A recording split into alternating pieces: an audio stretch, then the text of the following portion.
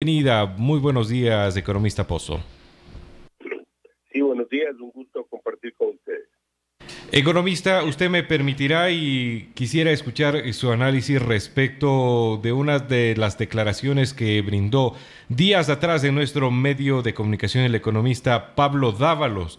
Él habla que la situación del país y que lo que se está atravesando es una crisis inducida por el mismo gobierno. ¿Usted considera que precisamente el gobierno se ha encarrilado a generar una crisis económica?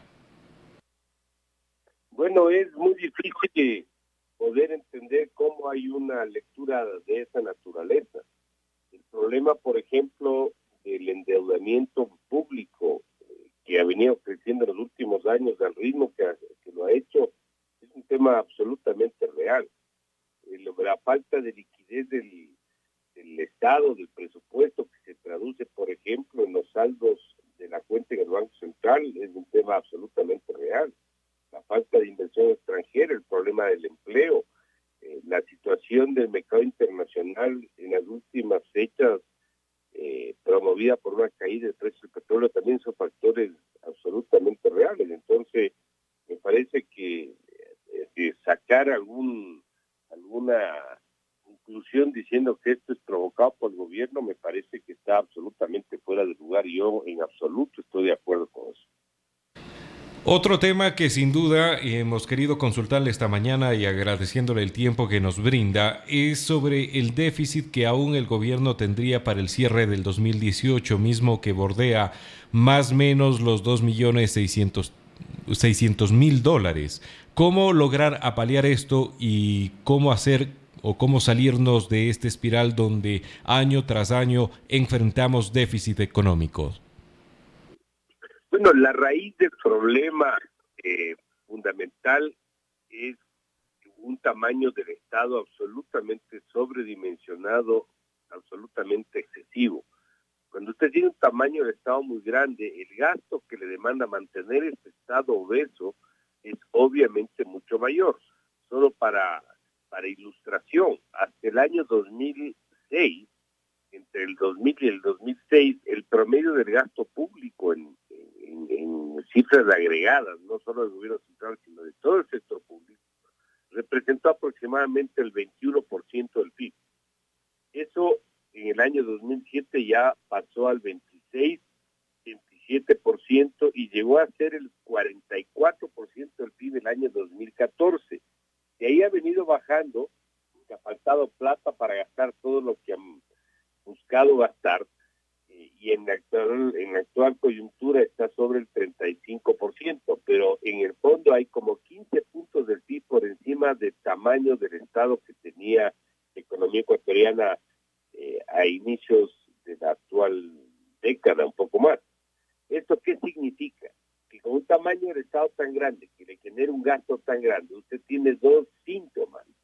La una son déficits fiscales permanentes, que es lo que usted me pregunta. Y la segunda es endeudamiento público para cubrir precisamente este déficit. Mientras no se corrija la raíz del problema, nosotros vamos a seguir endeudándonos en las formas que sean posibles, ya con los chinos, o sea, de alguna otra manera, para poder cubrir esos desfases. Pero lo perverso de esto es que cuando usted se endeuda y no le alcanzan los ingresos, tiene que seguirse endeudando para pagar los vencimientos de las deudas anteriores. Es lo que ya nos está pasando.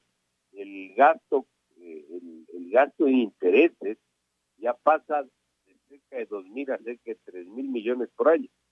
Como es un gasto y no tenemos la plata, tenemos que volvernos a endeudar para pagar en parte el endeudamiento previo, es decir, estamos en un círculo absolutamente perverso y que conspira contra la propia sostenibilidad de la economía, y eso es lo que hay que evitar. Por eso hemos insistido en que las decisiones que se adopten sean de manera integral y que el gasto público, sobre todo el gasto corriente, tiene que bajar a las cifras que puedan ser sostenibles en el tiempo.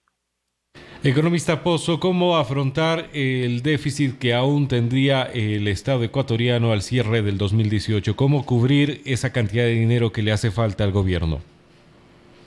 Bueno, Bueno, esto no es un tema nuevo. Parte de esto seguramente se traducirá en atrasos.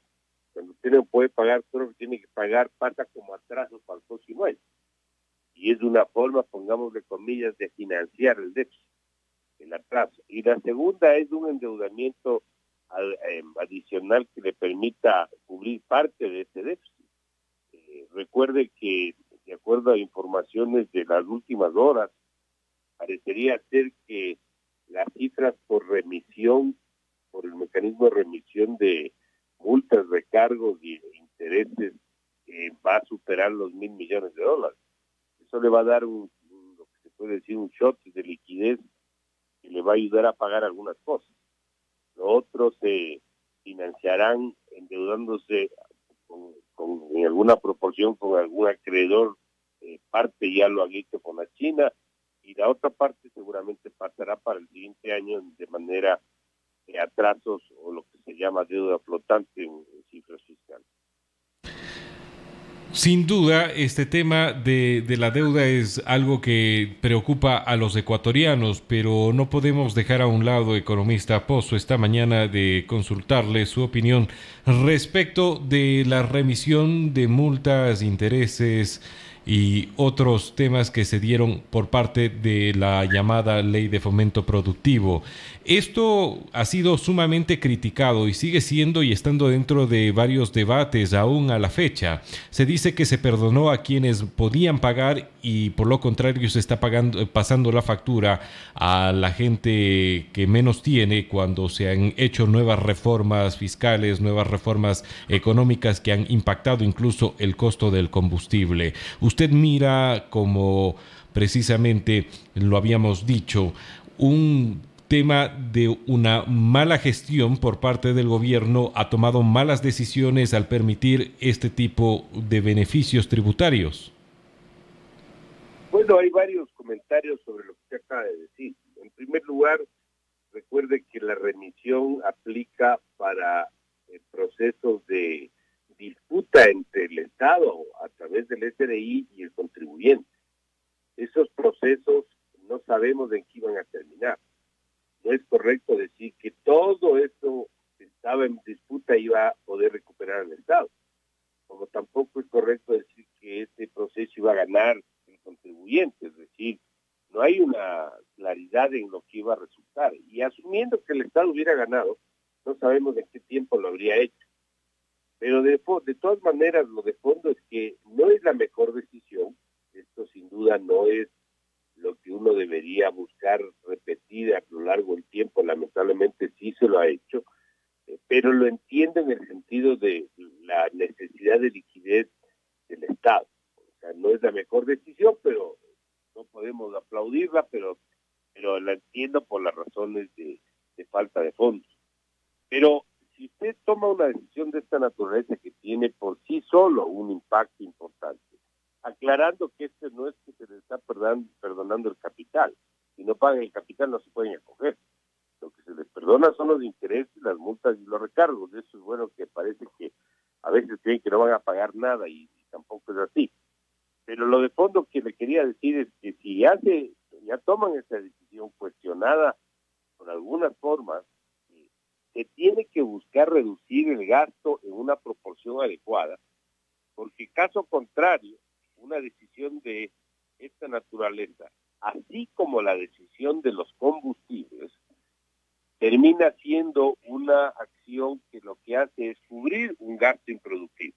Es decir, efectivamente se está pasando plata de un sector, que puede ser el ciudadano que le toca pagar una gasolina más cara, a financiar un gasto que no tiene un rendimiento para la economía en general. Entonces eso no es correcto.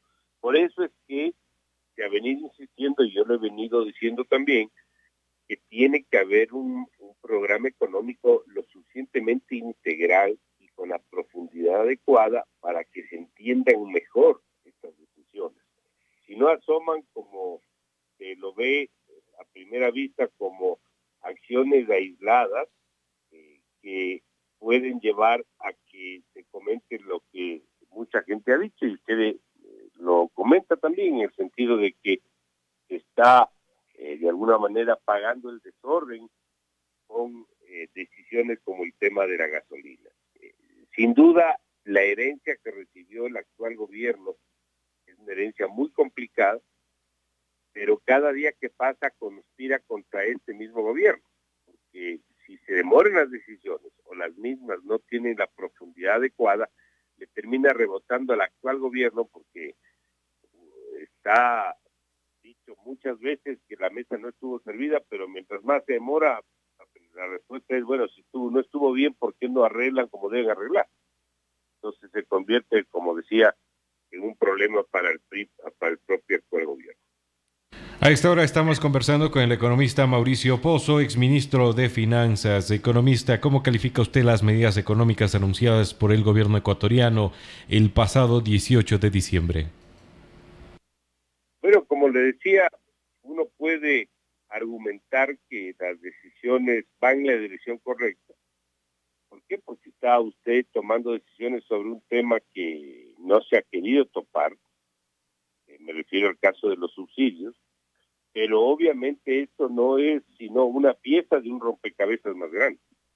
Usted tiene que buscar, y esta es mi tesis, un apoyo internacional inmediato, porque es la única manera de abrir recursos baratos a plazos largos, ponerse al día en las cuentas y al mismo tiempo dar una señal al mercado internacional que el programa económico del Ecuador, del actual gobierno, es sostenible, es viable. Esto va a bajar el riesgo y le va a permitir facilitar también inversión extranjera. Esta es la forma de buscar encarrilar el proceso. Caso contrario, vamos a seguir endeudándonos para pagar cosas que se van venciendo, como hoy la gasolina, que mañana esta cosa, pasado mañana se les recurrirá un impuesto adicional y seguiremos en una rueda de molino que no tiene mayor sentido. Es importante un programa completo, integral, en la profundidad adecuada. Este gobierno, con el actual equipo económico, a mi criterio, sí le cambió el norte a la política económica, sí le dio un horizonte distinto, incluso estableció normas que no estaban vigentes en el Ecuador durante más de una década. Me refiero a normas de equilibrio fiscal, de ahorro fiscal, etcétera. Pero lamentablemente los dos otros componentes de una buena gestión económica no estuvieron presentes. Me refiero a la oportunidad de las decisiones, que se han demorado, y en segundo, la profundidad de las mismas, es decir, los ajustes que se han dado a través de este esquema gradual han sido ajustes muy tenues, muy tibios. El gradualismo no significa una política económica tenue o tibia o insuficiente. Significa que en el tiempo se aplican decisiones, pero en las magnitudes correctas. Si eso no se hace, el beneficio y las metas que se buscan no van a llegar. Finalmente, nos gustaría escuchar su análisis, economista Pozo, sobre el panorama económico para los ecuatorianos. ¿Cómo enfrentaremos? ¿Cuál es la expectativa para el año 2019 cuando de economía y finanzas se trata? Si no hay cambios de fondo, si no hay el acuerdo internacional que menciono, si los ajustes siguen siendo tenues, lo que se ve es un 2019 muy similar al 2018, es decir, con un crecimiento económico casi de cero, lo que da espacio a afirmar que no va a haber opciones nuevas de empleo. Las metas de los objetivos electorales del gobierno de que va a poder generar 1.000.000 de empleos o una cifra similar no van a llegar. Es más, ya van a pasar 2 años de la actual administración. La liquidez se puede estrechar porque estamos atados al endeudamiento. Se endeuda el país y paga cosas, y uno no puede vivir de la tarjeta de crédito pagando el mínimo. Eso es imposible, eso no es sostenible. Este es el segundo elemento. El tercer elemento es que lamentablemente las posibilidades de generar reducciones de pobreza mayores no se van a dar. La gente no sale de la pobreza porque haya o no subsidios, sino porque si tiene trabajo o no lo tiene. Y el que da trabajo es del sector privado, y el sector privado invierte cuando está seguro de lo que va a pasar. Las decisiones de estas, siendo algunas en la dirección correcta,